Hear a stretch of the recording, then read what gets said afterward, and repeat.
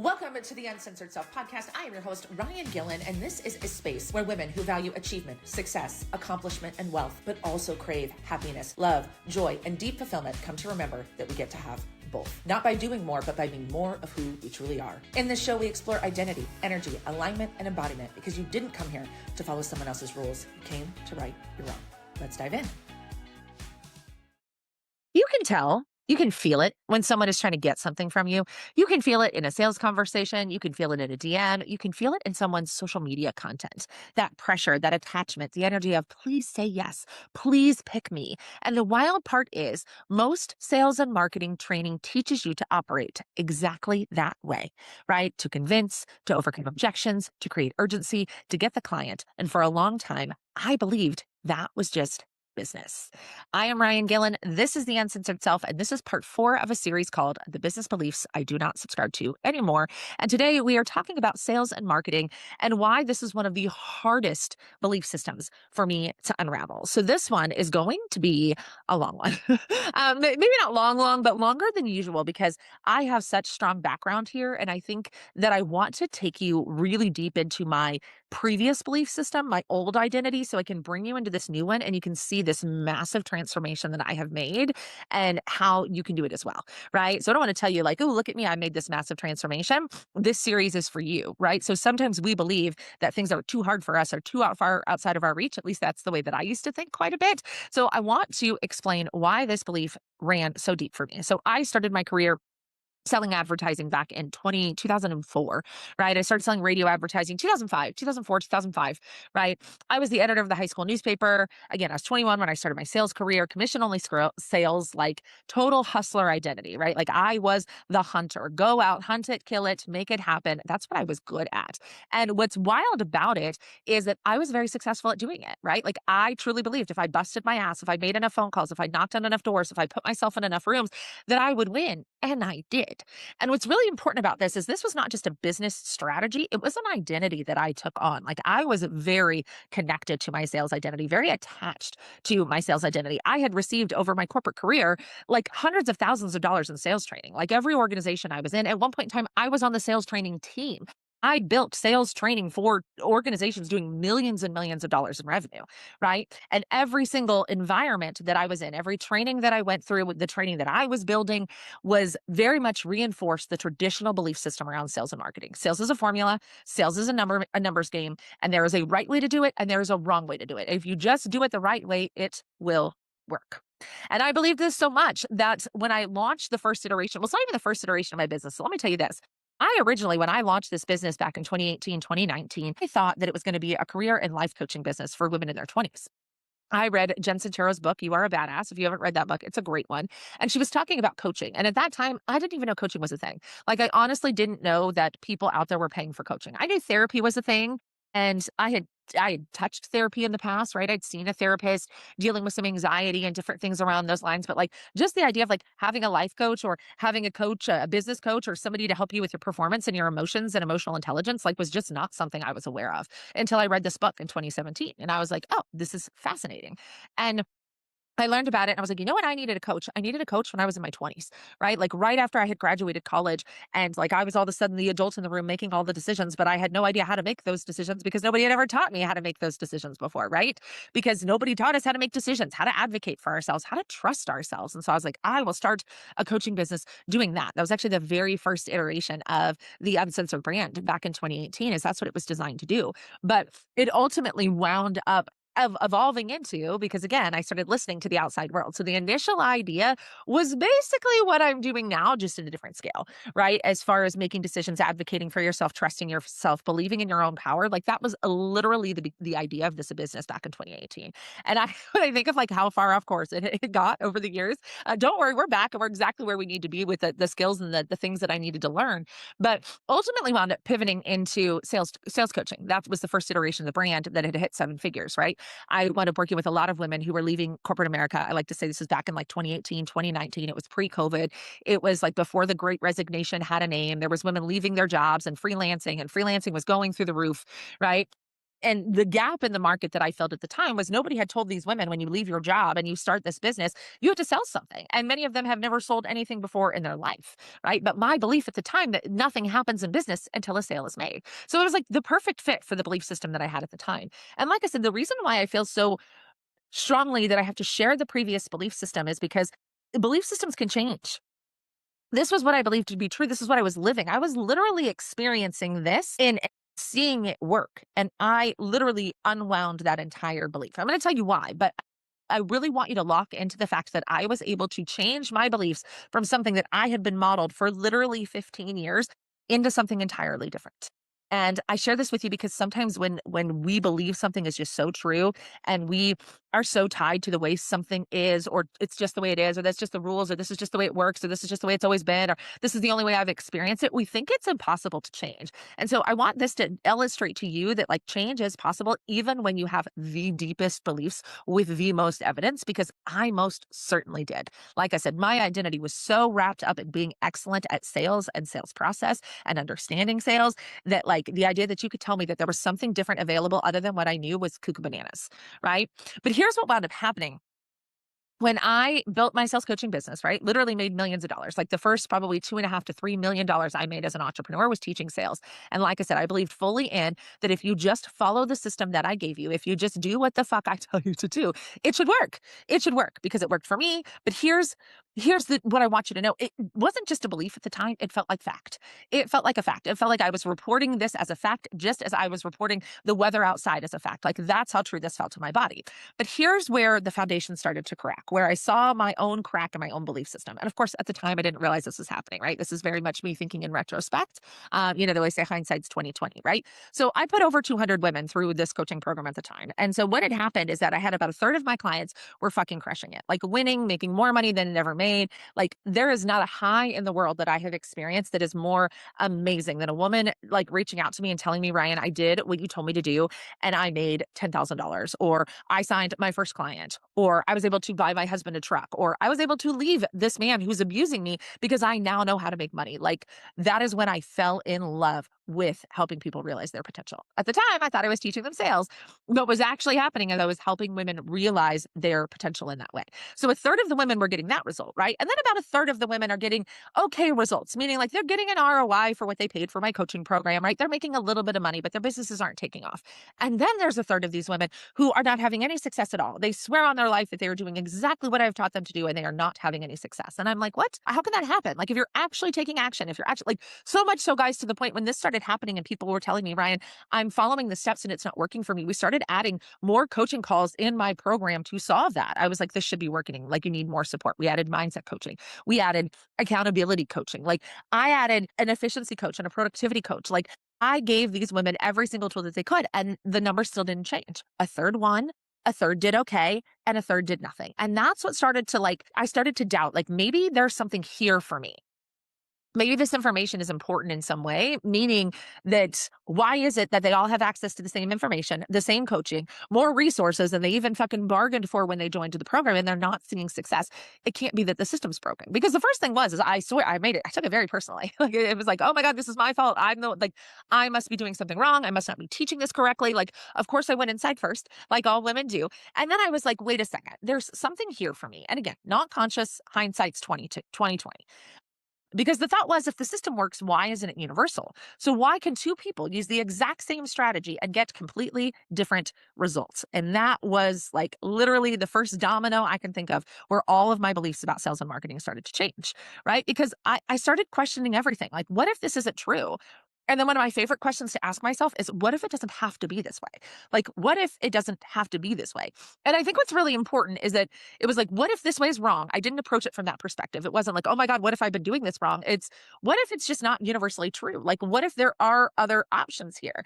And really opening my mind to that. And it feels almost silly to say it out loud, like, well, duh, Ryan. But like, no, at the time, it felt so factual and so true to me that if somebody came to me and said, Ryan, I'm doing this another way, like I'm doing it this way or I'm doing it this way, I was like, cool, you must be an outlier. You must be a fluke. There must be something different. Like I said, this was not open for discussion in my mind until it was.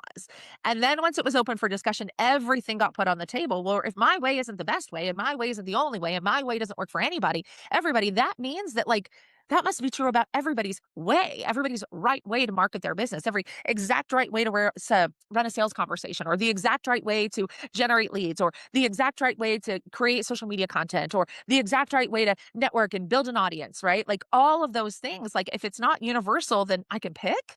And that blew my fucking mind. If it's not universal, I can pick. Holy shit. And I spent years working on reconstructing this belief because it was that entrenched at the time, right?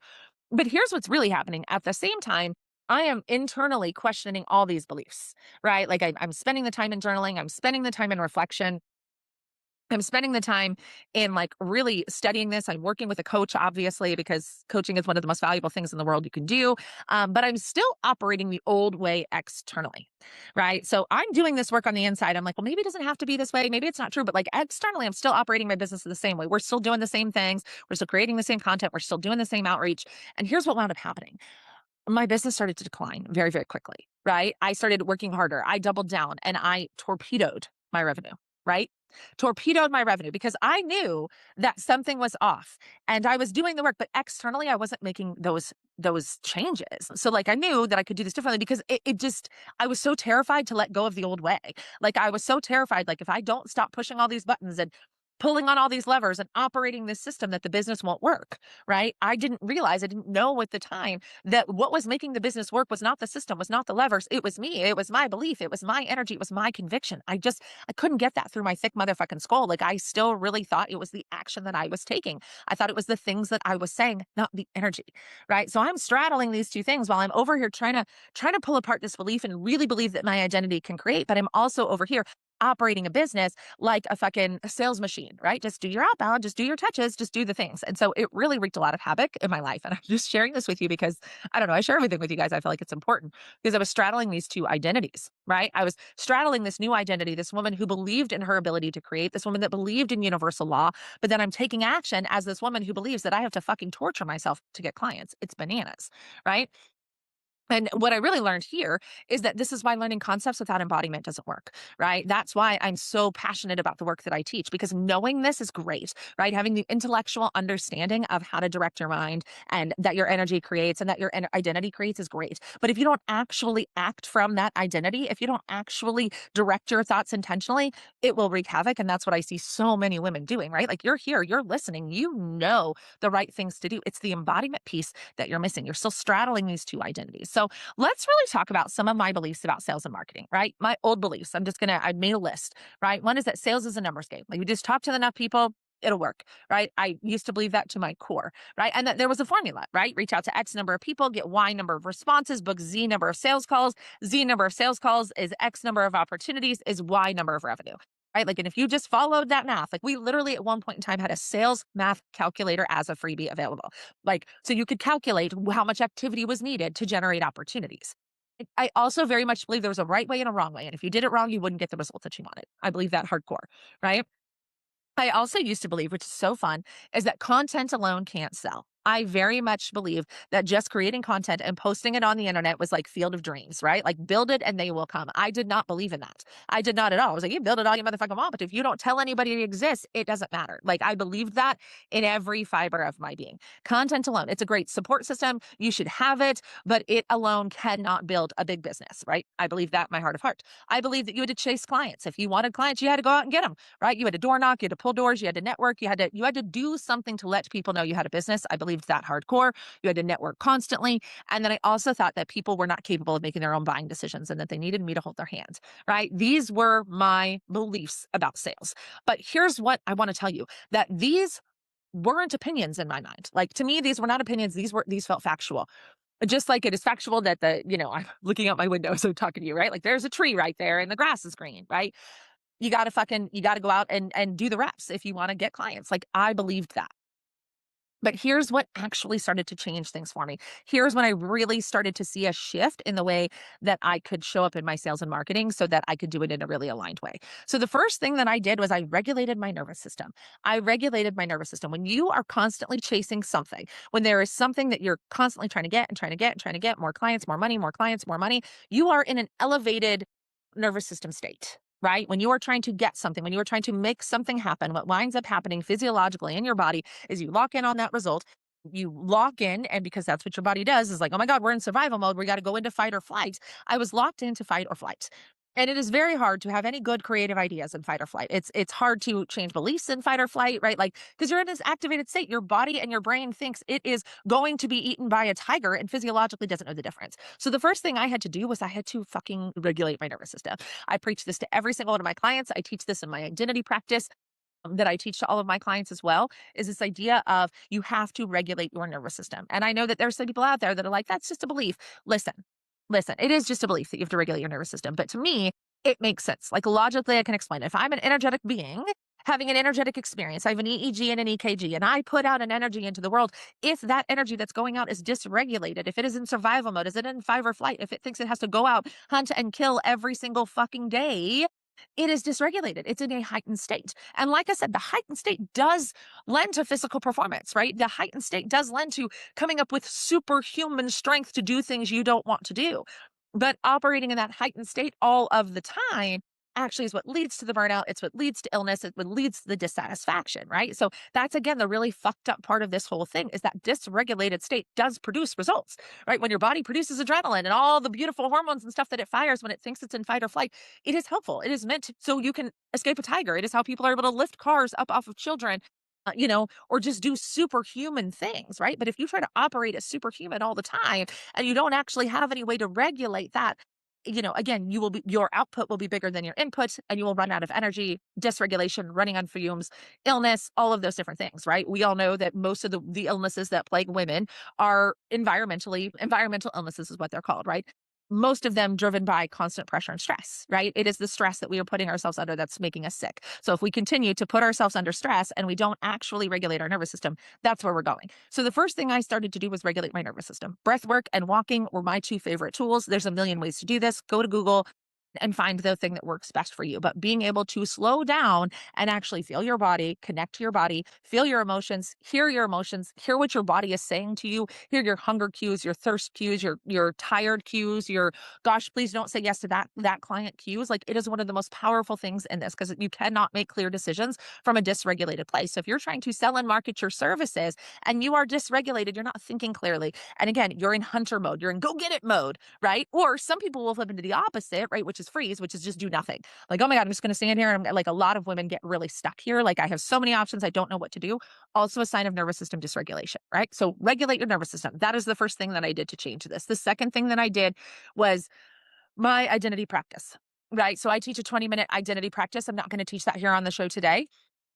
But basically, the way it is you spend 20 minutes a day. You spend 5 minutes regulating your nervous system, 5 minutes focused on the things in your life that are already amazing, and then 10 minutes of thinking from the identity that you want to inhabit, right? The woman running the life that you want to run. And like I said, I'll do a whole episode on that. I'm actually building a whole freebie around it. You guys will be able to download it and have access to it. It is not something that I'm going to just put behind a paywall. So it's available to everyone. But I haven't had to, like, since I've really put that together, I've been head down in business therapy and the launch of business therapy that's coming in July. Well, actually, the kickoff of the new cohort. Maybe it is like a reality TV show.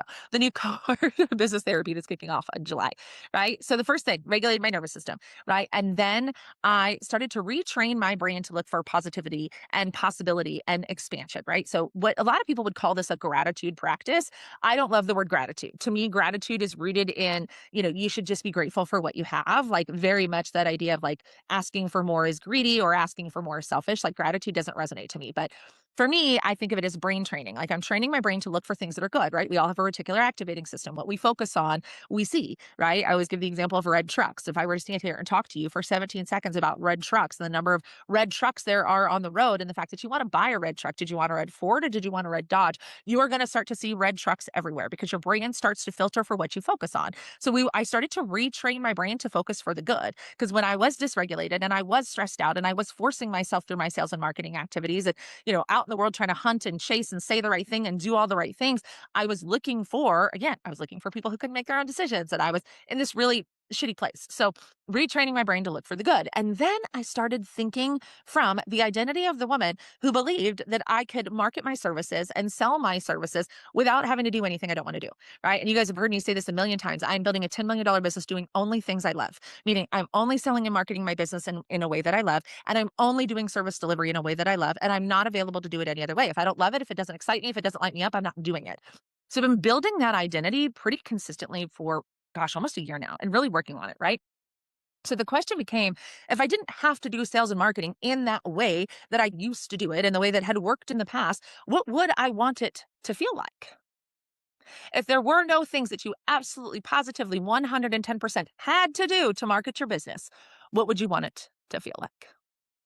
If you can answer that question and take action on that thought, it will change your entire fucking life. I promise you. Okay.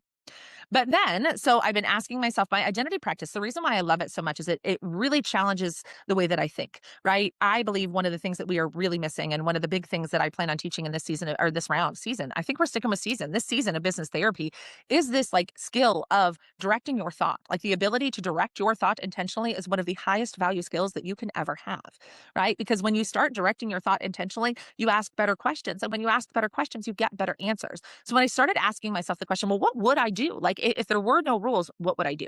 And one of the downloads that came through when I was having this thought that came through to me really intuitively was, if you take care of the product, you'll never have to worry about getting clients. If you take care of the product, you will never have to worry about getting clients. And this was such a fucking light bulb moment for me that you might be like, well, duh, Ryan. But no, for me, I was a sales and marketer. Like I was a salesperson who sold marketing services, right? And then I was an entrepreneur who did all of my own sales and marketing. All of my energy, all of my extra energy, all of my thought power, all of my focus, all of my intention was into getting clients, marketing, and selling. Getting clients, marketing, and selling, right? Getting clients, marketing, and selling. Like that is where the majority of my attention went. So even when I was thinking about my business, I was thinking about getting clients. How do I market? How do I sell? What do the conversations look like? And I was putting all of my energy into that.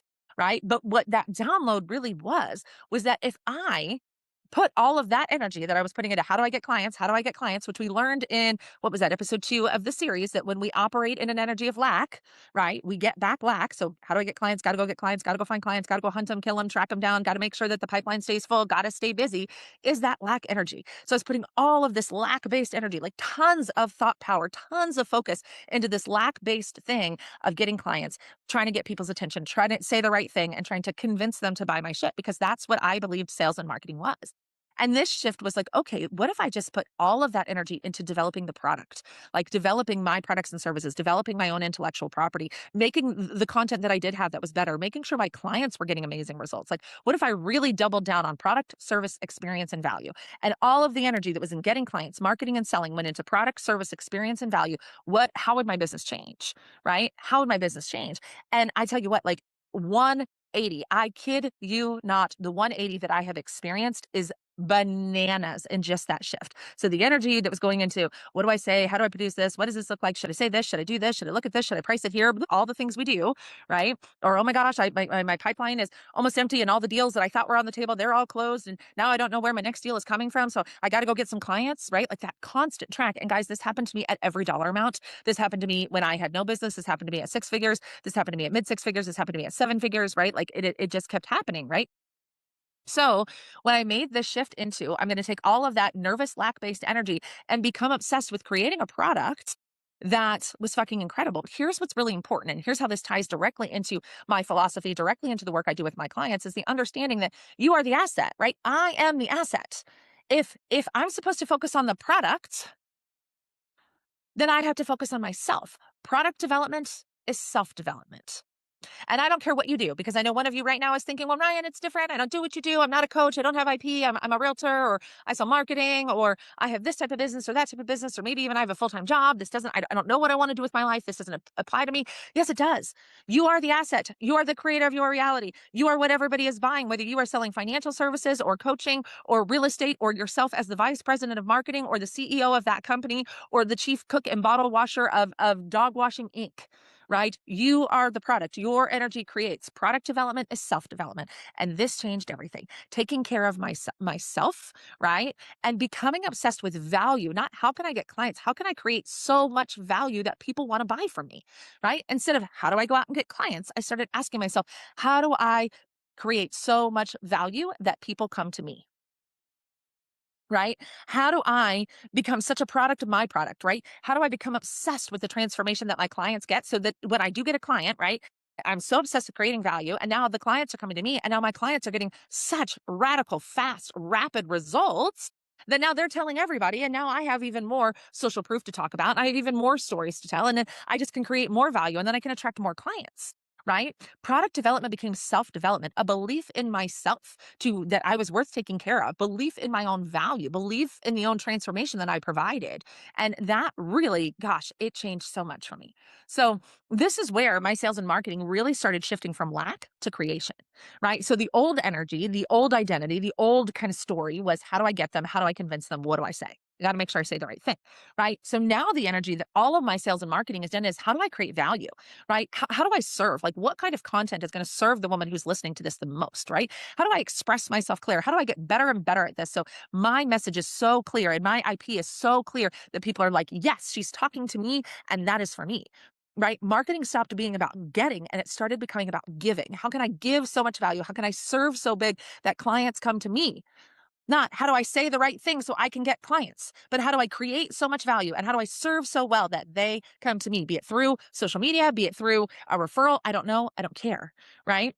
So it's really, really important for me in this belief system was that shift changed everything. My ideas got better. They got clearer. This podcast series, the last couple of podcast series have been a product of these thoughts and they are the best podcasts I've ever produced. I'm also getting the most inbound leads I've ever gotten, right? My clients are getting the fastest results that I've ever seen them get simply by this small shift. The activity that I'm doing has not changed at all. I actually do a little bit less. Well, I don't know. Like I started creating. So now I don't know if you guys know this. We now do the 2 podcasts a week. So we do 2 podcasts every single week. So this Monday podcast, right, is the core piece of content, and it's always tied into, like, whatever I've got going on, right? Like, right now, I'm reimagining business therapy, and that's gonna open up again in July. If you wanna have a conversation about that, applications are open, but really, focusing on that, and then I'm also doing the Ask Ryan series, which is amazing, and I need you to submit your questions for me, and then also doing some interviews, but actually interviewing my clients demonstrating their transformation and demonstrating their power, right? Because to me, that is the best way to give you what you need to get the transformation that you need, whether you wind up hiring me or not, right? I don't create this piece of content just so people will hire me. I that is part of it, of course, right? I'm a business person. This is what I do for a living. And so this podcast, it absolutely positively is one of my biggest sales tools in my business, right? But I also is my biggest give. I put so much energy and attention to this. So like I said, the action didn't change, the energy changed. So I'm going to use this podcast as the example. My belief system that what I'm anchoring into right now is this podcast is the best sales tool I have, right? Meaning that people can find this podcast, listen to this podcast and decide, yes, I want to work with you. And it is working. It is working tenfold, let me tell you. But I wasn't treating it like that probably even 6 months ago, right? It was just like, oh, I got to create the podcast. Here's my idea. Like, here's a few notes on a piece of paper. Let's go record. And because I've been doing this for years and I'm a great public speaker and I have good ideas and I study my work, that was fine. But I wasn't treating it like a sales engine. I wasn't treating it like, how do I make this so valuable and so powerful and so intentional that, like I said, whether or not you do business with me or not, you are able to hear these ideas, study them, embody them, and have a transformation. Like that's literally the way that I think about this. So there's more intention, more thoughtfulness, more energy. Right. So my energy went from persuasion, convincing, what do I say, hot topic, how do I get people's attention to, again, how do I provide value? How do I make sure that you get a transformation from every piece of content of mine or any way we interact, right? And then how do I serve to my highest ability? And like I said, that's when the inbound leads started coming in more consistently, right? That's when like things started popping like popcorn. People who I didn't know were watching started booking business therapy sessions, right? Like people who are like, oh, I've been watching you forever, and they finally signed up. I mean, it has just been wild what has happened. So the new belief that I have about sales and marketing and the belief that I help my clients really install. And again, you're going to pick your own. Here are the ones that I chose to embody, right? One of them is thousands of women are waiting for this. It's one of my favorite thoughts to think. There are thousands of women who need this work, this content, this information. They are so ready for this. They wake up praying for this. They wake up wanting this. They wake up so hungry for it. Like, I think that all the time, right? I think that the right people find me all of the time, right? That the right people, the women who are ready to do this work, who want to do this work, that they find me, right? I believe that my job is to create value. Like I said, just to be an extremely valuable person who is excellent at what she does. And so that's what I put my energy into, right? And then people who value what I value, who value the solutions that I provide, will want more. They will want more than just a podcast. They will want to be in my space in some capacity. They'll want to book a business therapy session, or they'll want to apply for business therapy or be in one of my other containers. But what's really important here is like I said, there's no manipulation, there's no urgency, there's no convincing in my marketing anymore.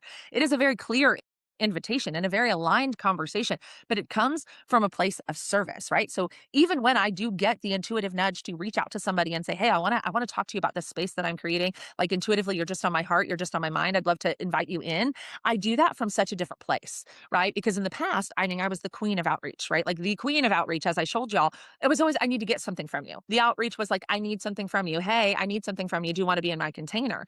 Now it's, I have something that I am fucking obsessed with, and I think it is so good, and I think it is so powerful, and I would love to share it with you.